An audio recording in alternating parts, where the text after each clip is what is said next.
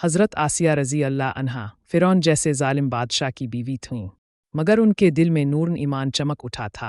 उन्होंने हज़रत मूसा अलैहिस्सलाम पर ईमान लाया और सच्चाई को कबूल किया। फ़िरौन को जब इस ईमान की खबर मिली तो वो गज़बनाक हो गया। इसने अपनी बीवी पर जुल्म और सितम के पहाड़ तोड़ दिए, मगर हज़रत आसिया ने ईमान का दामन ना छोड़ा।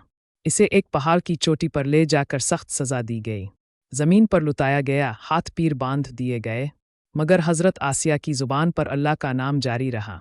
उन्होंने आसमान की तरफ नज़रें उठानी और दुआ की, ए मेरे रब, मेरे लिए अपने पास जन्नत में एक घर बना दे। अल्लाह ताला ने उनकी दुआ कबूल फरमा ली।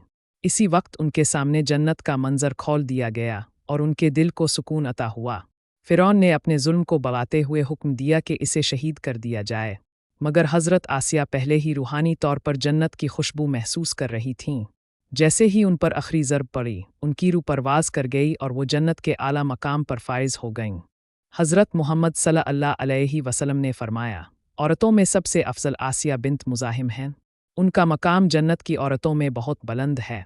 हज़रत आसिया रज़ी अल्लाह अन्हा की कुर्बानी हमें सिखाती है कि ईमान के लिए सब कुछ कुर्बान किया जा सकता है, मगर अल्लाह के वादे सच्चे होते हैं। उनकी कहानी हर इस मुसलमान के लिए सबक है जो जुल्म के ख़िलाफ़ खड़ा होता है। अल्लाह ताला हमें भी ऐसा मज़बूत ईमान अता फ़रमाए।